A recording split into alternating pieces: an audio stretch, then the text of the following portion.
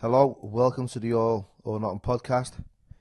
Our official sponsors are KR Couriers and Transport Limited. Billy Moore, and I grew up in this area. From the age of 16, my addiction really took off. Spiraled out of control. It went from, a bit of cannabis to class A's, and I'm talking like heroin and crack cocaine. I'm in the grip of addiction for a very, very long time. I'm in and out of prison. The consequences are getting more severe over the years. I'm thinking, is it ever going to end? Am I ever going to get help? Do I want help? Do I want to change? And then it got to a point where, I felt so lonely and alienated from my own family. People were shutting doors on me. I burnt every bridge you could ever cross.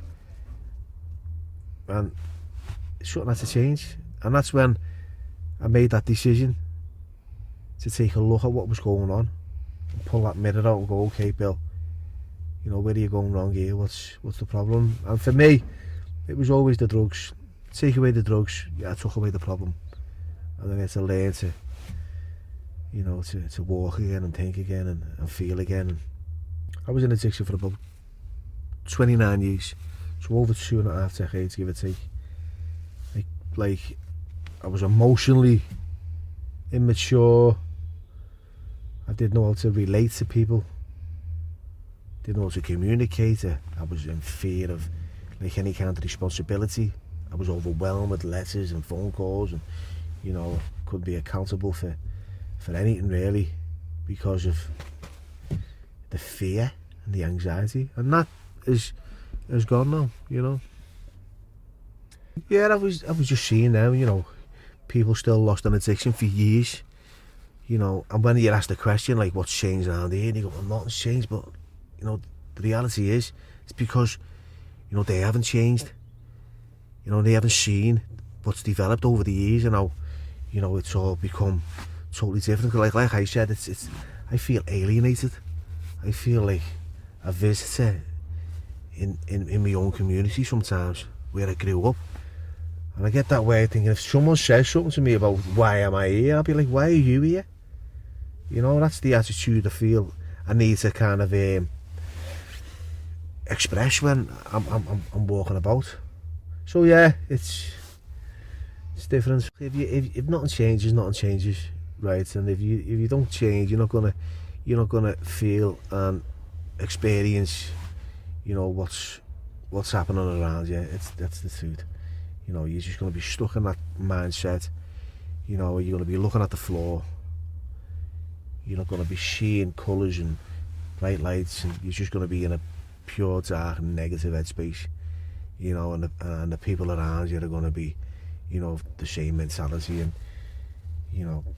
that's sad. It's sad to see as well. It's sad to see like the people, you've known or you've crossed paths with over the years still stuck. You might think, oh yeah, they do well because they're still alive, but they're not even surviving. They're just existing, aren't they? Really. I think it's gratitude. It's gratitude for who I've become and how I've changed, and the difference I've made, not only in my life but in the impact that I've had on my family's life, because I'm not out there and I'm not doing the things that I used to do to fund an habit, and no one's going to bed and worrying about like getting a knock on the door saying the son's either dead or locked up, or we're looking for them, and having gangs and people banging on your door. So I think that's what I've got from all this, gratitude and seeing that I can change and still know that other people are stuck in the ways, sadly. I'm going to be straight here, right? If you want to get clean, if you want to get your shit together, right, you'll get it in a skip. If you want recovery, you'll get it in a fucking hostel. It doesn't matter. It's how badly you want it, right? Not what's on offer, right? If you're in a fucking bad place and you want to get out of it, you'll get out of it, right? If you want to surrender, wave that white flag and go, okay, I'm going to give up and I'm going to find a new way of life. You can do that step by step, inch by inch. You'll have to crawl your way through the mud and the nails. You'll get there. So there's a lot of excuses and, oh, I can't do it because we haven't got this funding. Fuck off. Stop it. Right? If you want it, you'll get it. That's how it is. I got my recovery for the last time in a prison cell amongst people who were using drugs. The door was shut. I couldn't get out, and I didn't want to use. that's what happened to me. Totally surrendered from the heart. You know, when you surrender from the heart, you never have to fight again, and that's what I've learned. No, I'll tell you what, look, before I knew there was a way out properly, that there was a positive life ahead and that you could have a new way of living. You know, I'd try like detoxing in prisons and getting out and swearing to myself I wouldn't use again. But I never had the toolkit, I never had the ability to kind of see, you know, what was around the corner if it picked up.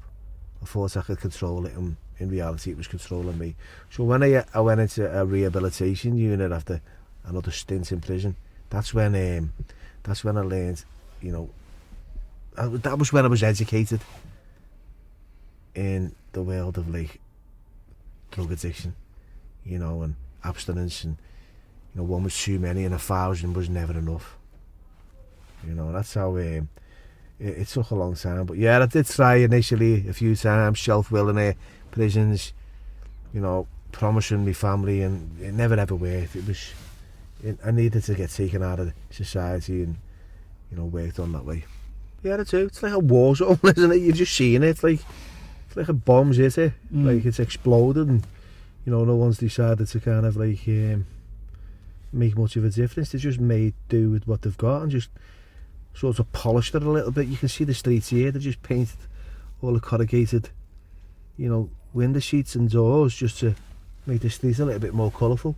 And like you said, it looks freaky, it looks scary, it looks a bit weird, but it's home, isn't it? It doesn't. I like to live here, but I also like to fucking go and visit other places. Yeah, there's a community spirit. There's a strong, you know, although there's a lot of violence and a lot of gang wars and drug addiction, there's a lot of support and love. And I found that when, you know, when I involved my brother into, you know, my social media platforms, and you know, the love he gets from people, and that's incredible. And that's what it's about for me. It's trying to share, you know, a smile, give people the gift of innocence and hope, and hopefully kind of hope that rubs off on, you know, of course, this city's got, you know, a lot of cultural heritage, hasn't it? It's got like, you know, we come from the Beatles, you know, Goodison, Anfield, you know, we got boxers, celebrities. It's not a massive city, but it's got a lot of potential. You know, great actors like Stephen Graham, Jodie Comer, you know. We've got a good few but as you can see now, I think there's a lot of mass immigration, and with that comes a lot of social and, you know, poor economical problems, and that's taken out of our hands. We're not here to judge and say, oh, they shouldn't be here, they shouldn't be there, it is what it is. You know, there's a lot, you know, we need to be careful about how we communicate and how we speak, because you say one thing wrong and all of a sudden you're a racist, you know, or you're judgmental. How dare you say that?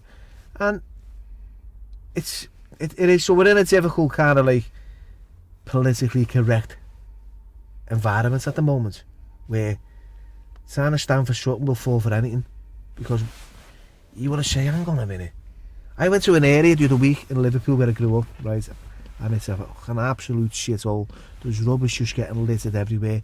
I watch people that are not from our area who've been invited into our city, you know, from a war-torn country, and they just litter the place, turn it into a bomb site. That is a fact, right? When people say, oh, show the bright side of Liverpool, for what? Right? This is it. This is the reality of Liverpool. This is our city, right? And it's pretty shitty, the things that are happening in it, you know. So it's like you've got different class areas. That area, they don't go there, they don't go here. You stay there, we stay here. And, you know, like you travel through your own city over the years, you still feel like an alien, you feel like an outsider. Yeah, a tourist.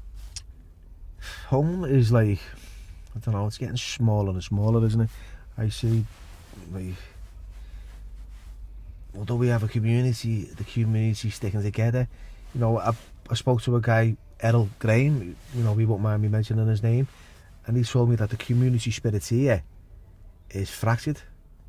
You know, we used to have like, you know, the Afro-Caribbeans all sticking together, and now that they don't, you got people from Yemen and, you know, Somalia and different areas, and they just do their own little thing. They're in their own little cliques, so there's no community glue like it used to be years ago, which is sad. You know, they don't march together, they march alone.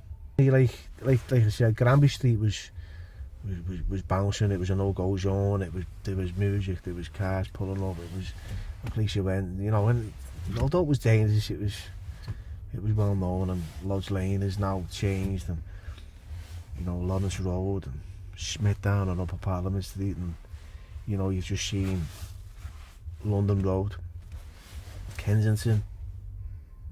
It's just fucking changed. It has, in the years that I've been here a long time. I've been in, you know, I've been alive for over 50 years. It's a long time to be on a planet and experience and see the changes over them years. At least in the last 30 years, you know, the differences I've seen.